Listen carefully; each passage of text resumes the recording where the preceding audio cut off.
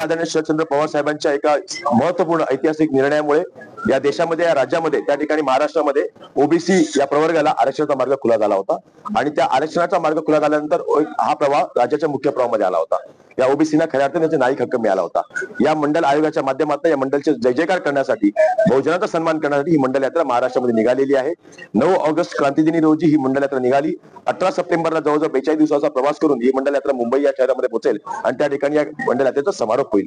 अनेक देशातले अनेक मोठे नेते अनेक दिग्गज नेते या मंडल यात्रेच्या समारोपाच्या कार्यक्रमाला सहभागी होतील। आमच्या राज्यातनं देखील त्या ठिकाणी अनेक माजी आजी आमदार सहभागी होतील आणि मंडल यात्रेचं फलित हे आहे की अनेक असे सामाजिक पक्ष जे महाविकास आघाडीच्या बाहेर आहेत ते देखील या मंडल यात्रेच्या व्यासपीठावर येऊन आपले विचार त्या ठिकाणी मांडतात। या ठिकाणी मी महादेव जानकरांचा विषय आभार मानतो की महायुतीमध्ये असताना देखील ते त्यातून बाहेर आले आणि मंडल यात्रेच्या व्यासपीठावर येऊन त्या ठिकाणी मंडलचं त्यांनी समर्थन केलेलं पुढे ठेवून ही यात्रा काढली जाते असे आरोप केले जात आहेत। त्या संदर्भात आपण काय विरोधी पक्षाला आरोप केला जातं काय? त्यांच्या पायाखालची वाळू सरकलेली आहे।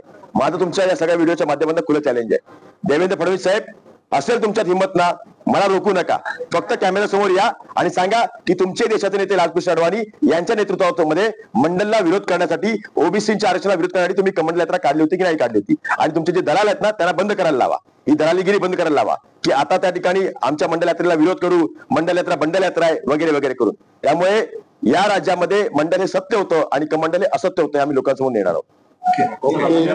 आणि फुले यांना काय अधिकार आहे हे यात्रा काढण्याचा? त्यांनी मराठा आंदोलक मनोज जरांगे यांच्या आंदोलनाला जाहीर पाठिंबा दिलाय।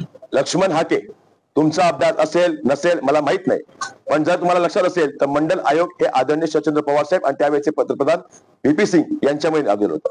जर तुम्हाला अभ्यास असेल तर हे जाणून घ्या आणि नसेल तर तुम्हाला सांगतो, कारण की तुमची स्क्रिप्ट ही सागर बंगल्यावर नाही आणि संध्याकाळचा तुमचा जो बॅलन्स आहे तो देखील सागर बंगल्यावर नाही।